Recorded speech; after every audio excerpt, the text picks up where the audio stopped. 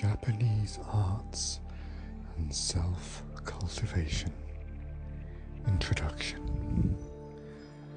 The arts of Japan contribute in hundreds of subtle ways to the transmission of Japanese culture, remaining collectively a significant repository of culture and tradition. However, the repository contains not only artistic themes and skills, but philosophical understanding. By philosophical understanding, I mean the proper attitudinal stances to be taken in the living of one's life and in the religious practices that are meant to lead to self-transformation, and ethical teachings concerning how one should relate to other people, to nature, and to the cosmos. The great difference that needs to be understood is that these artistic ways, Japanese do, are unlike sports or hobbies, or even vocational and commercial activities as we know them in the West. Each of the arts is a pathway, a road, which is what do means from the Chinese Tao, and it also signifies a way of life, as in Aikido, Judo, Chado, and so forth. None of these is to be understood and undertaken merely as entertainment or distraction. They are all ways of self-development, leading to a transformation of who the person is. In short, each of these arts, if seriously engaged in, is itself enlightenment in some form. The word commonly associated with the required lifelong practice of a way is shugyo. Shugyo is a term that applies to rigorous, dedicated, long-term or lifelong practice. Keiko refers to short-term practice or even a single session, and while it may demand the total exertion that Zen Master Dogen refers to when he demands the full use of all one's dimensions, body, mind and spirit, it need not. Shugyo, by definition, is always a sustained and spiritual undertaking, stretching over a lifetime. It is never a casual undertaking, but an ultimately serious journey as some form of spiritual awakening or realization. There is nothing like this understanding in the West, which does not employ its arts and crafts or its sports to teach the deepest religious and ethical truths of its culture. Some of the latter are found in sports and in the values called sportsmanship, or being a team player and so on. But Westerners do not engage in sports to achieve spiritual self-transformation. In contrast, the Japanese arts are intended to immerse one in the highest achievements, the most noble aspirations, and the meditational techniques needed to take one to these heights and ideals through diligent and lifelong practice. Rather than taking the average as the standard in assessing what human beings are capable of, the traditional Eastern pattern of thinking takes as its standard people who have acquired a higher capacity than the average person through rigorous training. This approach seeks out ways of restoring the original mind-body unity by investigating exceptional cases, such as, for instance, a genius or masters of the various disciplines. This results in a change in meaning, for the normal is no longer based on a large number of cases or on the majority. Instead, the large majority come to be thought of as abnormal, and the exceptional are the ones who provide the standard of what human beings are capable of becoming. However, to become what we are capable of becoming requires diligent and long-term practice. Shugyo. The arts are designed to lead an individual to realize Buddhahood, or to release one's kami nature, the divine potential that is to be found in the depths of each and every individual who cares to discover it. Religion, philosophy, aesthetics, culture and ethics are all interconnected here. The practice of a Japanese art is in all respects transformative. Each art is designed to make one a different person, a better person, that is to say, one closer to the standard, and one is able to practice what has come to be understood. True understanding is never just theory in Japan, but everyday practice. Ethics in Japan has focused on the development of character and of the whole person. Correct ethical action most often grows out of concrete physical training or repetition, and is best described as a cluster of attitudes about who one is in the world and how to properly and effectively interact with others. Ethics is not a theoretical, intellectual meta search, but a way of walking or being in the world. It is a recognition that we are not only inextricably intertwined with others, but with the entire cosmos. This declaration of interdependence is the basis of all ethical actions.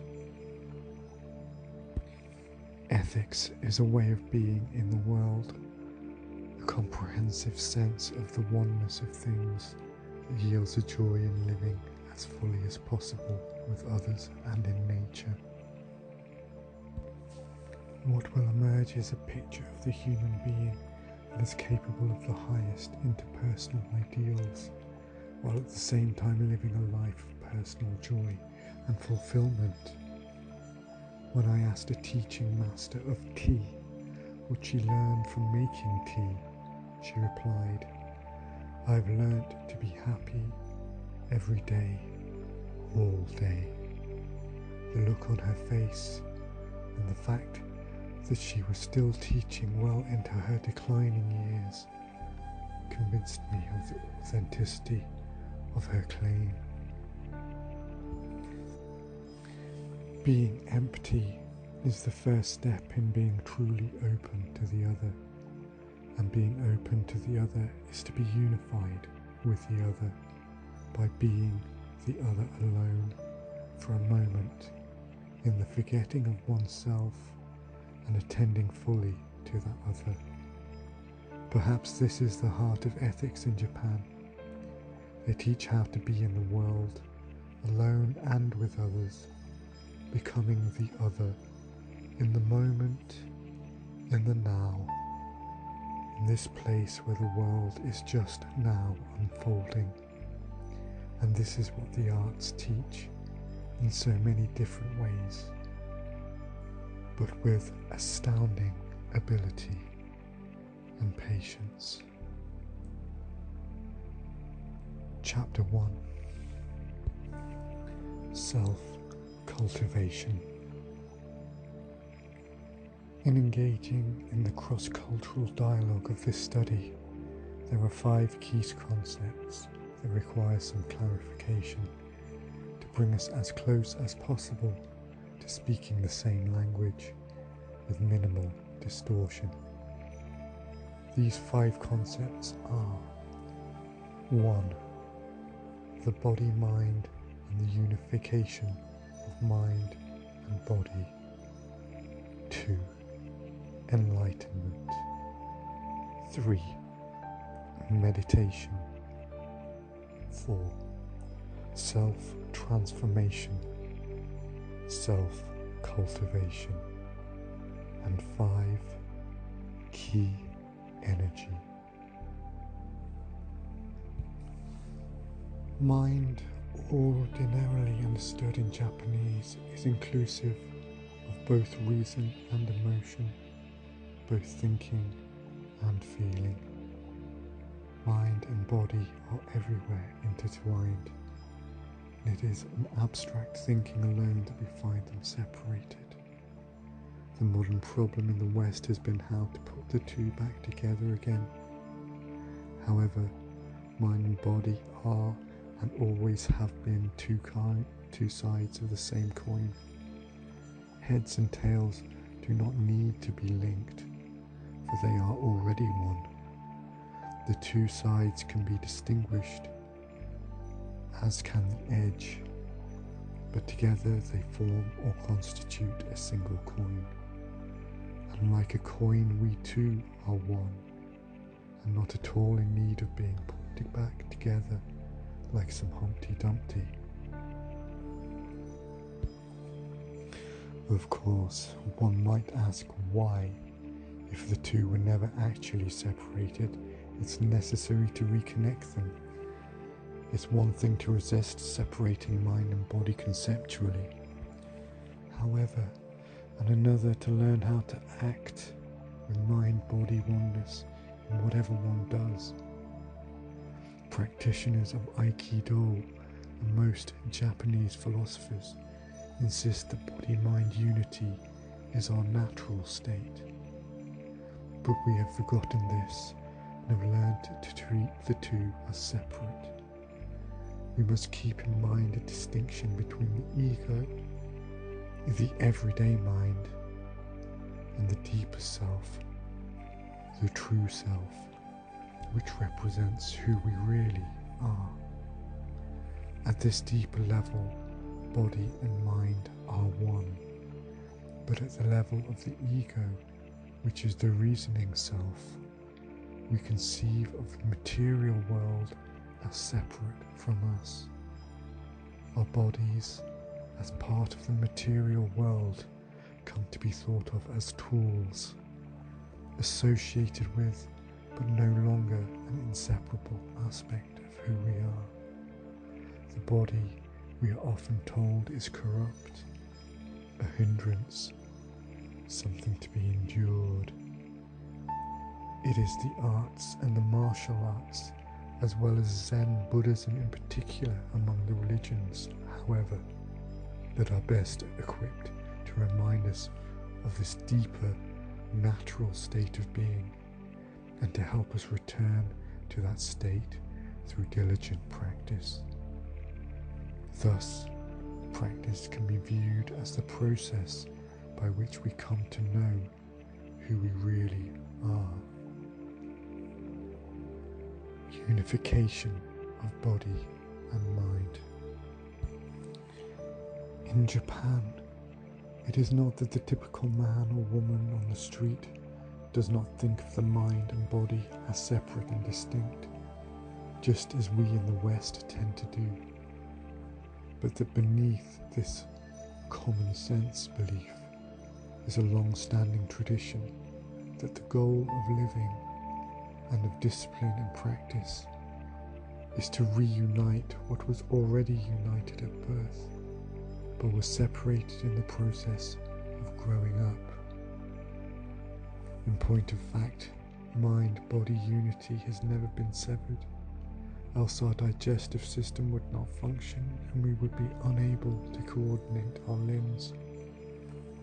But when the need to learn a new skill arises, we do not know how to act in a unified manner. For example, to learn to play a musical instrument demands practice, with the hope that eventually what we think or imagine is exactly what we can play. When this is achieved, it reveals that unity, at least within the traditions of the ways in Japan. You come to discover your deeper self, its spontaneous abilities, and its connection to the greater cosmos. Mind-body oneness is evident in the act of a tiny infant grasping an adult finger with surprising strength, and able to fling the attached hand and arm of the adult from side to side in the crib with seeming ease, without thinking, without deliberating. The tiny infant achieves remarkable strength spontaneously. Of course, the ultimate aim of the practice of self-cultivation, shu-gyo, is not to become children once more, but to become childlike as an achievement of intense training which leads one to the wisdom which infants and wild animals display spontaneously. It is a regained effortlessness and spontaneity of movement resulting in remarkable swiftness and power, which can come only at the end of discipline, at the middle or end of one's life, when one's diligence and awareness operate from a state of being which has achieved both integration and wisdom. The nature of so-called mind-body unification or oneness needs to be further explained, because it is not just associated with speed and strength. The Aikido master Tohei Koichi writes that mind-body unity means that the body moves in accordance with the dictates of the mind, and that the mind expresses itself through the body. The two are inseparable. However, this crisp statement does not itself reveal the complexity involved in getting to that state, where the body does as the mind dictates. Yuasa Yasuo, in his introduction to The Body, writes the mind-body unity is a state achieved only after years of spiritual and physical cultivation. It is an achieved body-mind unity. Such unity is not the normal or universal human condition, but rather it is an advanced state. Somehow an opening, a pathway, a doorway has to be formed to allow passage between the conscious and the unconscious. Various breathing techniques seem to create such a pathway by taking over the conscious control of an activity, which is normally the work of the autonomic nervous system. This connection allows incredibly rapid response because there is no separation to overcome or to distract you from single-minded focus. Furthermore, such rapidity and spontaneity is enhanced by the unconscious mind taking control. As the conscious mind relinquishes control, yet remains fully aware, the years of practice allow you to act without thinking, without the slightest deliberation.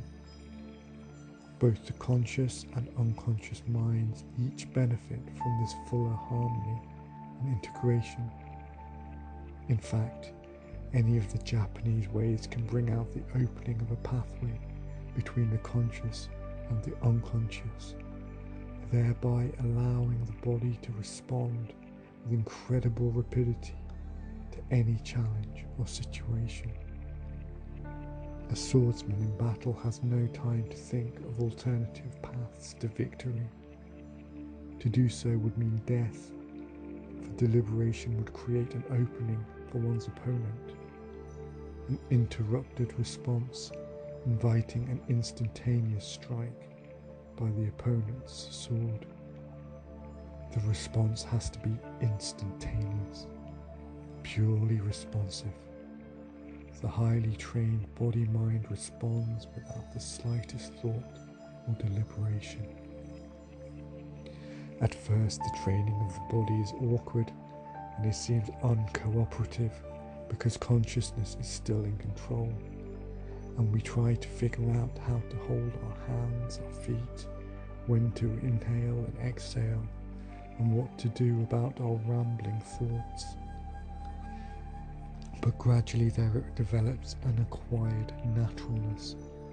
Consciousness fades into the background of the practice, and the body moves unconsciously without thinking or deliberation, able to respond to any situation in the flash of a sword. Only then will one discover the incredible power and wisdom which such unification yields. Tohei Koichi reminds us that people often display powers in time of crisis that they would never dream of in ordinary life. Women have been known to lift automobiles, to drag injured children out from under them. These are spectacular, once-only examples of mind-body unification, but they represent that of which we are capable.